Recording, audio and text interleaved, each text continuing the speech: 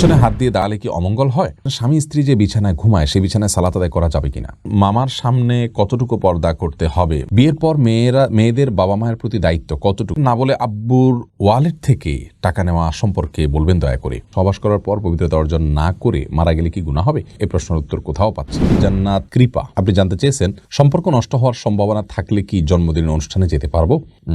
পারবেন। সম্পর্কটা অনেক গুরুত্বপূর্ণ ইসলামে, অতএব সম্পর্ক নষ্ট হয়ে যেতে পারে এরকম সম্ভাবনা যদি থাকে, আল্লাহ মাফ করুক, তাহলে সেই জায়গা থেকে আপনি অবশ্যই যেতে পারেন। ওই কাজটার প্রতি আপনার ঘৃণা থাকলো, সেখানে যদি কোনো সরাসরি কোনো হারামে আপনাকে লিপ্ত হতে না হয়, জাস্ট আপনি গেলেন, তো এর কারণে আপনি যে গুনাহগার হয়ে যাবেন তা কিন্তু নয়। বিশেষ করে এ ধরনের স্পর্শকাতর যদি হয় যে সম্পর্ক ছিন্ন হয়ে যাবে, সেক্ষেত্রে ভাই যদি হারাম উপার্জন করেন তাহলে ভাইয়ের সাথে থাকা যাবে কি না? দেখুন, আপনার উপার্জন যদি সম্পূর্ণ আপনার মতো হয়, আপনি হালাল উপার্জন করছেন, আপনার ভাই হারাম উপার্জন করছেন, একসঙ্গে শুধুমাত্র থাকছেন, তাহলে সেটি নিষিদ্ধ নয়। আপনার উপার্জন আপনি ভোগ করছেন, তার উপার্জন তিনি ভোগ করছেন, তার হারাম উপার্জন আপনি ভোগ করছেন না, তাহলে সেক্ষেত্রে একসঙ্গে বসবাস করাতে কোনো অসুবিধা নেই। তবে এমন যেন না হয় তার সঙ্গে থাকতে থাকতে হারাম উপার্জনের দিকে আপনিও ধাবিত হয়ে যান, এরকম কোনো আশঙ্কা যেন না থাকে, সেদিকটা খেয়াল করতে হবে। মেহেরুন প্রধান আপনি জানতে চেয়েছেন সহবাস করার পর পবিত্রতা অর্জন না করে মারা গেলে কি গুনাহ হবে? এই প্রশ্নের উত্তর কোথাও পাচ্ছি না। বন্দিল্লুবা, সহবাস করার পর পবিত্রতা অর্জন না করে মারা গেলে গুনাহ হবে এমন কোনো কথা কোরআন হাদিসের কোথাও বলা হয়নি। তবে হ্যাঁ, সহবাস করার পর তিনি যদি দেরি করেন, বিলম্ব করেন গোসল করতে, এদিকে তার ফরজ গোসল এর ওয়াক্ত বিলম্ব হয়ে যায়, তাহলে সেটি ভিন্ন কথা। আর যদি ফরজ গোসলের যে ওয়াক্ত সেটি যদি তার বিলম্ব না হয় এবং ফরজ গোসল তিনি করেছেন অথবা ফরজের সলাতের ওয়াক্তই এখন আস নাই, তার আগে তিনি মৃত্যুবরণ করেন, কথার কথা আসার পরে সহবাস করলেন, গোসল করবেন, শুয়েছেন, ফজরের ওয়াক্ত হওয়ার আগে আগে তার মৃত্যু হয়ে গেছে, এই জন্য তার কোনো গুনাহ হবে না। কিন্তু আল্লাহ মাফ করুক, তিনি যদি সালাতকে বিলম্ব করে ফেলেন গোসল না করে, তাহলে সেক্ষেত্রে এটি গুনাহের কারণ হবে। অতএব শুধু সহবাস করে মারা গেলে গোসল না করে এর কারণে কোনো গুনাহ হবে না, কারণ সহবাস করার পরপরই গোসল করা ফরজ নয়। রাসূল আকরাম সাল্লাল্লাহু আলাইহি ওয়াসাল্লাম অনেক সময় সহবাসের পরে ওযু করে তারপর শুইতেন বা অন্য কোনো কাজ করতেন, তাহলে বোঝা গেল যে গোসল কিছুটা বিলম্ব করা, অর্থাৎ পরবর্তী ওয়াক্তের সালাতের আগ পর্যন্ত বিলম্ব করা জায়েজ আছে। মাসুমা আক্তার বোন আপনি জানতে চেয়েছেন না বলে আব্বুর ওয়ালেট থেকে টাকা নেওয়া সম্পর্কে বলবেন দয়া করে। দেখুন, বাবার মানিব্যাগ থেকে যদি টাকা নেন তাহলে সেক্ষেত্রে আপনার নিত্য প্রয়োজনীয় টাকা আপনি নিচ্ছেন, বাবা জানলেও আপনাকে কিছু বলবেন না, মৌন সম্মতি আছে, এরকম যদি হয় তাহলে সম্পূর্ণ জায়েজ আছে। যেমন ছেলে মেয়ে যখন বড় হয়, বাবা মা কিন্তু অনেক সময় দেখা যায় যে মৌন সম্মতি থাকে তাদের, যে ঠিক আছে নে, এরকম যদি আপনি জানেন যে হ্যাঁ বাবা জানলেও কিছু বলবেন না, তাহলে সেক্ষেত্রে এটাকে বলা হয় মৌনসম্মতি। মৌনসম্মতি থাকলে আপনি তার মানিব্যাগ থেকে টাকা নিতে পারেন। আর যদি তিনি জানতে পারলে আপনাকে রাগ করবেন, নিষেধ করবেন, তাহলে সেক্ষেত্রে আপনি কিন্তু তার মানিব্যাগ থেকে টাকা নিতে পারবেন না। প্রাপ্তবয়স্ক হওয়ার পর আপনি বালেগ হয়ে গেছেন, তখন থেকে কিন্তু আপনার অ্যাকাউন্ট সম্পূর্ণ আলাদা, আপনার হিসেব সম্পূর্ণ আলাদা। বাবার মানিব্যাগ থেকে আপনি টাকা নিতে হলে তার অবশ্যই পারমিশন লাগবে। যদি তিনি অসন্তুষ্টি প্রকাশ করতে পারেন জানতে পারলে, তাহলে সেক্ষেত্রে আপনি না জানিয়ে নিতে পারবেন না।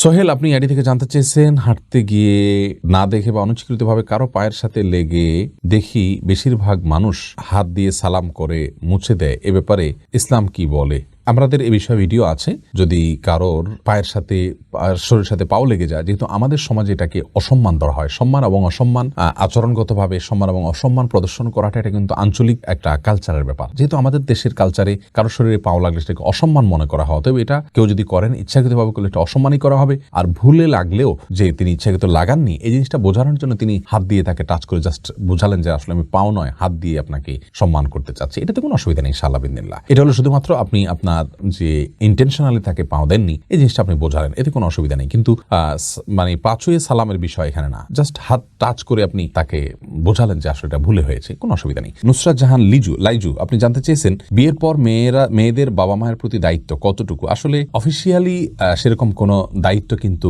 নাই মেয়েদের প্রতি, বাবা মায়ের প্রতি মেয়েদের উপরে। কারণ হলো যে বাবা মায়ের ভরণ পোষণের দায়ভার সম্পূর্ণরূপে ইসলামী শরিয়া ন্যস্ত করেছে ছেলেদের উপর, মেয়েদের উপরে নয়। ছেলেরা বাবা মায়ের দায়িত্ব বহন করবেন। মেয়েরা যদি তাদের ফিনান্সিয়াল দায়িত্ব তাদের উপরে আসে না, তারা যদি তাদের ফিনান্সিয়াল অ্যাবিলিটি থাকে সেখান থেকে ভাইরা না দেয়, তাহলে সেক্ষেত্রে অবশ্যই তারা সে দায়িত্ব পালন করবেন। কিন্তু তাদের ফিনান্সিয়াল নিজস্ব কোনো অ্যাবিলিটি নাই, তাহলে বাধ্য হয়ে তারা যে বাবা মায়ের সেবা দিতে হবে বা বাবা মাকে আপনার খাবার দিতে হবে এবং তাদের খরচ খরচার টাকা দিতে হবে, এরকম কোনো কথা নেই। অতএব ফিনান্সিয়াল দিক থেকে তাদেরকে সাপোর্ট দেওয়া ইসলাম শরীয়তের দৃষ্টিকোণ থেকে এটা বাধ্যবাধকতা নয়, বাধ্যবাধক নয় তারা। তবে শারীরিকভাবে তাদেরকে সময় দেওয়া, তাদের সেবা করার চেষ্টা করা, তাদের খেদমত করার চেষ্টা করা, এটা তো যতটুকু তৌফিকে কুলায় সমন্বয় করে স্বামী সংসারের সাথে তারা করবেন। তবে বাধ্যবাধকতা মূলত ছেলেদের জন্য। রোজিনা খাতুন জানতে চেয়েছেন কত বছর বয়স থেকে মেয়েদের উপর পর্দা করা ফরজ। বোন রোজিনা, মেয়েদের জন্য পর্দা করা ফরজ হবে যখন তারা প্রাপ্তবয়স্ক হবেন, তখন থেকে। মাসিক শুরু হয়ে গেছে তখন তাদেরকে প্রাপ্তবয়স্ক ধরা হবে, তখন থেকে তাদেরকে পর্দা করতে হবে। ফাইজা রহমান জানতে চেয়েছেন পেছনে হাত দিয়ে দাঁড়া, তবে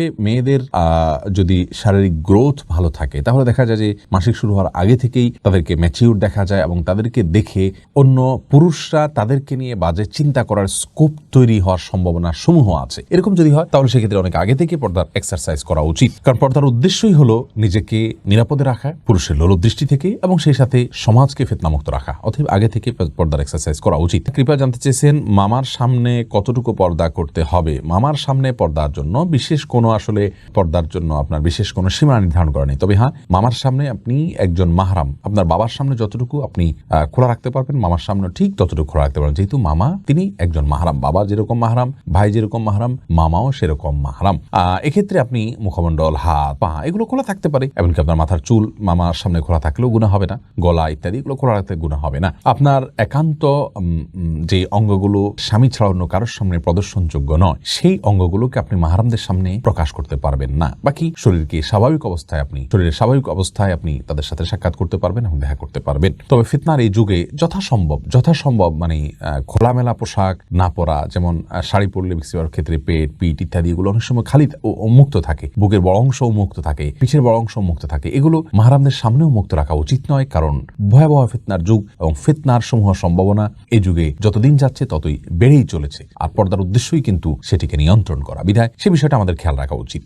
ফাইজা রহমান আপনি জানতে চেয়েছেন পেছনে হাত দিয়ে দাঁড়ালে কি অমঙ্গল হয়। দেখুন, পেছনে হাত দিয়ে যদি দাঁড়ান তাহলে সেক্ষেত্রে কোনো অমঙ্গল হবে না। এটা একটা মানে বদধারণা মানুষের, যে পেছনে এভাবে পিছমোড়া করে হাত দিয়ে দাঁড়ালে তার ক্ষতি হয়। তবে হ্যাঁ, জাহান্নামীদেরকে আল্লাহ রাব্বুল আলামিন বিশেষ কিছু তাদের বিবরণ উল্লেখ করেছেন, তাদের শাস্তির বিবরণ করেছেন, তার মধ্যে থেকে তাদের পেছনে হাত থাকবে এবং হাঁটু গেড়ে থাকবে। অতএব ওই দৃষ্টিকোণ থেকে আপনি যদি নিয়মিত এটি করেন সেটা প্রশংসনীয় নয়, কিন্তু কখনো পেছনে হাত মোড়া বাঁধলেই যে তার ক্ষতি হয়ে যাবে এমন কোনো কথা কোন হাদিসে বলা হয়নি। বাকি জাহান্নামীদের যে আকৃতির কথা আসছে, তাদেরকে যে পরিস্থিতির কথা আসছে, তাদের যে অবস্থার কথা কোন হাদিসে বর্ণিত হয়েছে, সেরকম অবস্থায় আমরা নিজেরা নিজেকে রাখবো না, সেটা উত্তম এবং উচিত।